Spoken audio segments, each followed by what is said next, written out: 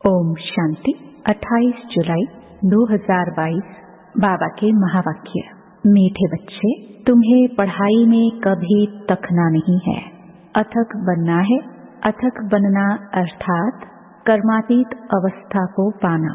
प्रश्न, तुम बच्चों ने अभी कौन सी प्रतिज्ञा की है और क्यों? उत्तर, तुमने प्रतिज्ञा की है कि किसको भी दुख नहीं देंगे, सबको सुख का रास्ता बताएंगे। प्रश्न, किन बच्चों की पालना यज्ञ से होती है? उत्तर, जो अपने को ट्रस्टी समझते हैं अर्थात पूरा दिल से सब कुछ सरेंडर करते हैं, वह रहते भी गृहस्थ व्यवहार में हैं, धंधा भी करते हैं लेकिन ट्रस्टी हैं, तो जैसे शिव बाबा के खजाने से खाते हैं। गीत, तुम ही हो माता। ओम शांति। बच्चों को बाप मिला है और अब अनुभव से कहते हैं कि बरोबर कांटे से फूल और कोई बना नहीं सकते। भारत दैवी फूलों का परिस्थान था, अभी कांटों का जंगल है। तुम बच्चे अभी जो सुनते हो वह महावाक्य सुनते हो। यह सुनाने वाला ऊंच ते ऊंच बाप है ना, उनकी हर एक बात महान है। महान सुख का सागर है, महान ज्ञान का सागर है, महान शांति का सागर है। बच्चे अच्छी रीति समझ चुके हैं, आगे हर बात में कानते थे, हर कर्मेंद्रियों से एक दो को दुख ही देते थे। अब हम खुद ही कर्मेंद्रियों से किसको दुख न देने की प्रतिज्ञा करते हैं। जैसे बाप दुख हरता सुख करता है, वैसे बच्चों को भी बनना है।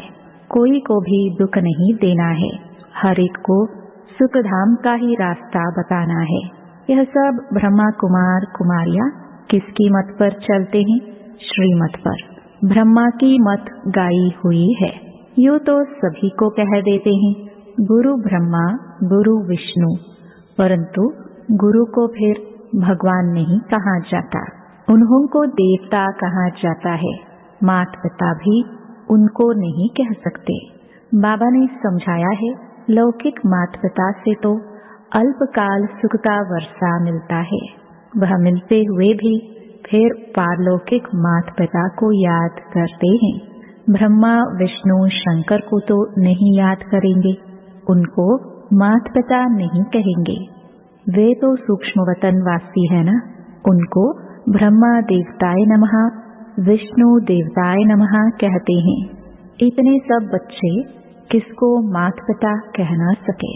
स्वर्ग में लक्ष्मी नारायण को भी सब माता पिता नहीं कह सकते। यह पारलौकिक माता पिता के लिए गाते हैं, तुम माता पिता हम बालक तेरे, बहुत करके आशीर्वाद कृपा बहुत मांगते हैं। अभी तुम बच्चे जानते हो बेहद का बाप कैसे आशीर्वाद अथवा कृपा करते हैं। ऐसे तो नहीं कहते हैं आयुष्मान भव चिरंजीवी भव। बाप तो आकर सहज राजयोग और ज्ञान की शिक्षा देते हैं। आशीर्वाद व कृपा भक्ति मार्ग में ढेर देते हैं। एक दो को अच्छी दृष्टि रखना, दया दृष्टि रखना, सो तो परमपिता परमात्मा के सिवाय कोई रख ना सके। ऐसे नहीं कोई देखने से देवता बन जाते हैं, नहीं। यहाँ तो यह पाठशाला है, पाठशाला में पढ़ना होता है। अभी तुम जानते हो वही निराकार इस साकार तन में आए हैं। मम्मा बाबा दादा यह कुटुंब हुआ ना, ईश्वरीय परिवार। इतनी बड़ी पाठशाला थोड़ा शहर से दूर होनी चाहिए। यहाँ भी देखो शहर से कितने दूर हैं, कितना सन्नाटा लगा हुआ है, क्योंकि हमें चाहिए ही शांति। हमको जाना है शांति धाम। शांति धाम किसको कहा जाता है यह अब तुम समझते हो। आत्मा तो है ही शांत स्वरूप, मन को शांति चाहिए, ऐसे नहीं कह सकते। आत्मा में ही मन बुद्धि है ना, आत्मा शरीर अलग अलग है। नाक कान आदि को शांति नहीं चाहिए, शांति चाहिए आत्मा को।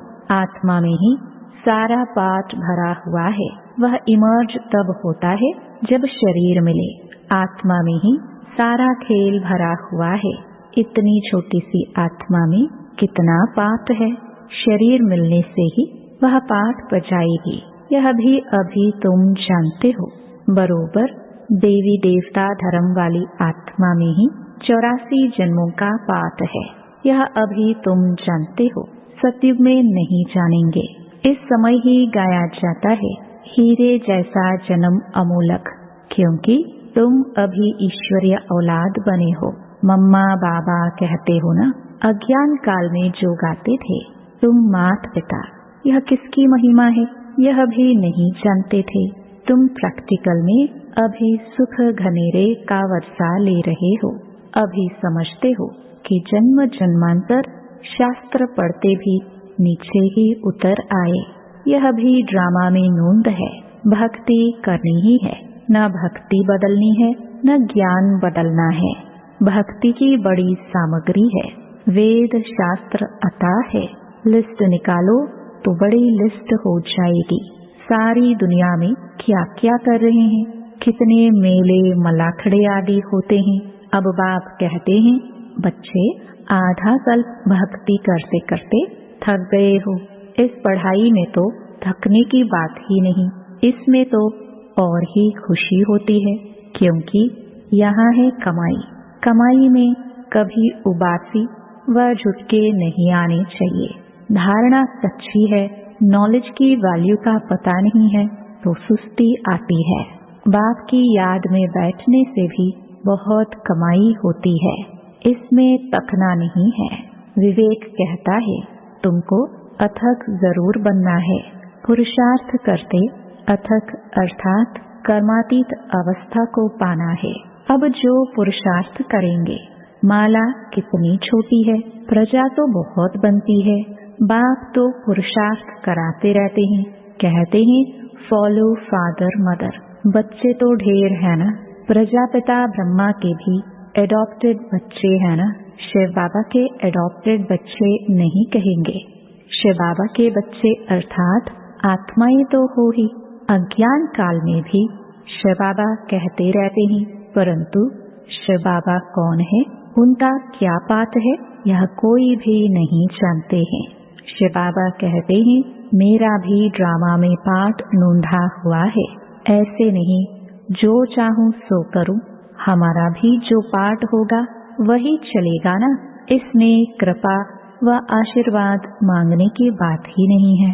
बाप जानते हैं कि बच्चों की पालना कैसे करनी है, ज्ञान और योग से। तुम्हारी पालना है ही ज्ञान और योग की। मुझे कहते ही हैं बाबा, क्योंकि रचयिता ठहराना तो जरूर बाबा कहेंगे। लौकिक माँ बाप होते हुए भी पारलौकिक बाप को याद करते हैं। अभी तुम जानते हो, पारलौकिक माता पिता ऐसे हुए हैं, हमको राजयोग सिखा रहे हैं। हाँ, शरीर निर्वाह तो सबको करना ही है। परहेज के लिए यह समझाया जाता है, अपवित्र कोई वस्तु नहीं खानी है, बाकी घर में तो रहना ही है। सरेंडर हो गया ना, बाबा यह सब कुछ आपका है। बाबा का सब कुछ समझ कर चलते हैं तो वह जो खाते हैं सो यज्ञ का ही है। हम ट्रस्टी हैं, हम यज्ञ का खाते हैं, वो तो सतोगुणी ही है। अगर अर्पणमय नहीं है, अपने को ट्रस्टी नहीं समझते, तो फिर वह यज्ञ का नहीं हुआ। पहले तो अपने को ट्रस्टी समझना है। मनुष्य कहते भी हैं कि ईश्वर ही सबको देने वाला है। देवताओं की पूजा करते हैं, समझते हैं उन्हों द्वारा मिलता है, गुरु से मिलता है, ऐसे भी समझते हैं। परंतु देने वाला सबको एक ही बाप है, सबका दाता एक है। भक्ति मार्ग में हर एक ईश्वर के पास ही इंश्योर करते हैं, समझते हैं दूसरे जन्म में मिलेगा। तुम भी सब कुछ बाबा के पास इंश्योर करते हो। यह शिक्षा मिलती है दूसरे जन्म के लिए। अच्छे कर्मों का फल मिलता है। ईश्वर अर्पणम करते हैं, ईश्वर को अर्पण अर्थात इंश्योर करते हैं। वह है इनडायरेक्ट और यह है डायरेक्ट। वह परमपिता परमात्मा को जानते नहीं तो सब कुछ अर्पण नहीं कर सकते। यहाँ तो सब कुछ अर्पण करते हैं। बाप कहते हैं अपने को ट्रस्टी समझो, तुम जो खाते हो वह समझो हम शिव बाबा के यज्ञ से खाते हैं। संभाल भी करनी होती है, कोई तमोगुणी भोग लगा ना सके।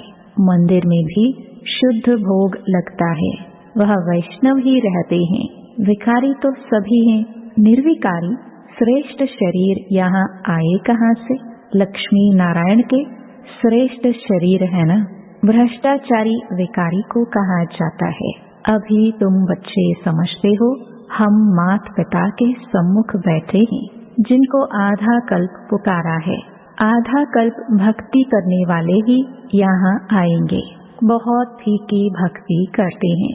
तुम बच्चों को फिर टीका ज्ञान उठाना है, थोड़े में ही राजी नहीं होना है। कितनी पॉइंट्स दी जाती है समझाने के लिए, बुढ़िया तो इतना समझ ना सके।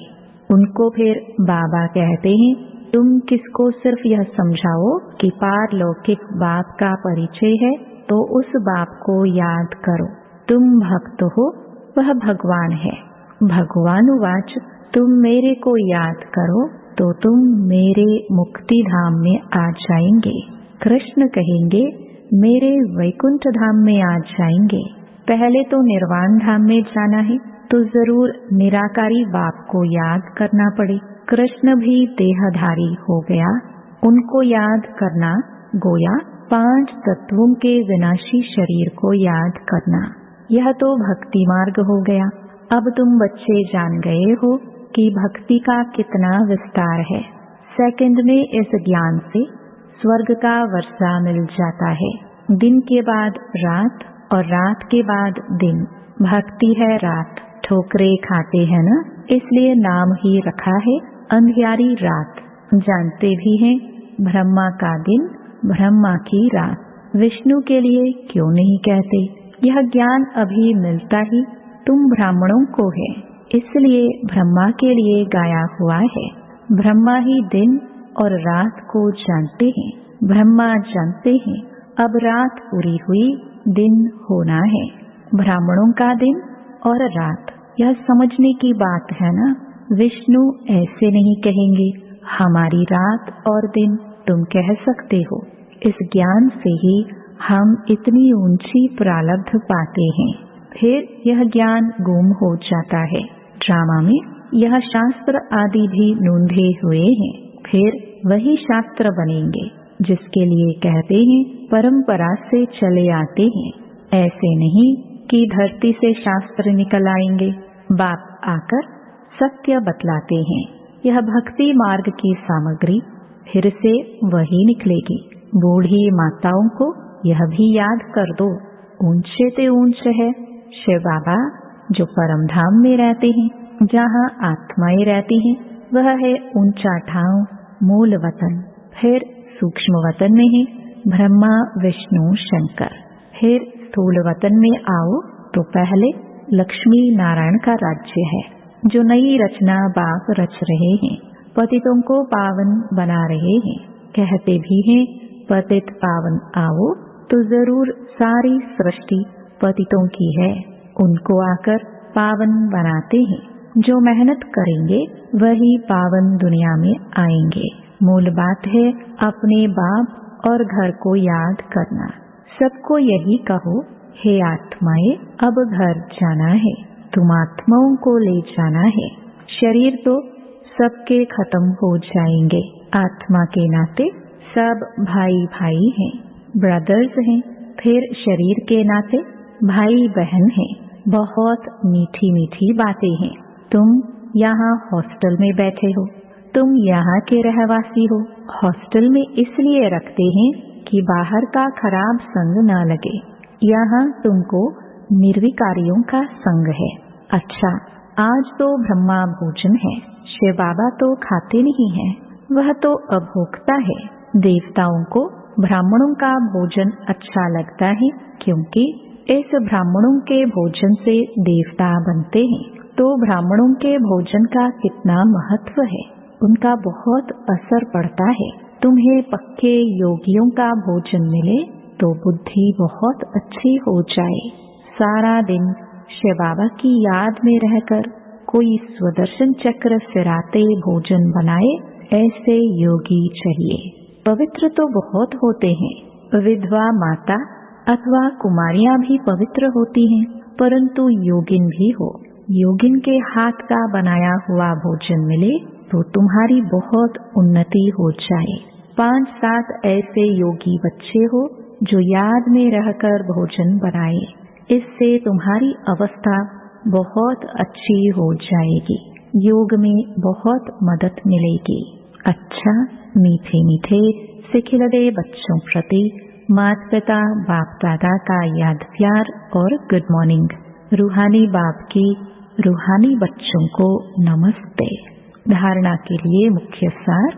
पहला, माता पिता को फॉलो करते हुए ज्ञान योग से सबकी पालना करनी है, उसी पालना में रहना है, ज्ञान योग में तीखा जाना है। दूसरा, पवित्र और योगिन के हाथ का भोजन खाना है। बुद्धि को शुद्ध बनाने के लिए भोजन की बहुत परहेज रखनी है। वरदान, स्व परिवर्तन द्वारा विश्व परिवर्तन के निमित्त बनने वाले सर्व खजानों के मालिक भव। आपका स्लोगन है, बदला न लो, बदल कर दिखाओ। स्व परिवर्तन से विश्व परिवर्तन। कई बच्चे सोचते हैं, यह ठीक हो तो मैं ठीक हो जाऊं, यह सिस्टम ठीक हो तो मैं ठीक रहूं। क्रोध करने वाले को शीतल कर दो तो मैं शीतल हो जाऊं। इस खिटखिट करने वाले को किनारे कर दो तो सेंटर ठीक हो जाए। यह सोचना ही रॉन्ग है। पहले स्व को बदलो तो विश्व बदल जाएगा। इसके लिए सर्व खजानों के मालिक बन समय प्रमाण खजानों को कार्य में लगाओ। स्लोगन, सर्व शक्तियों की लाइट सदा साथ रहे तो माया दूर से ही भाग जाएगी। ओम शांति।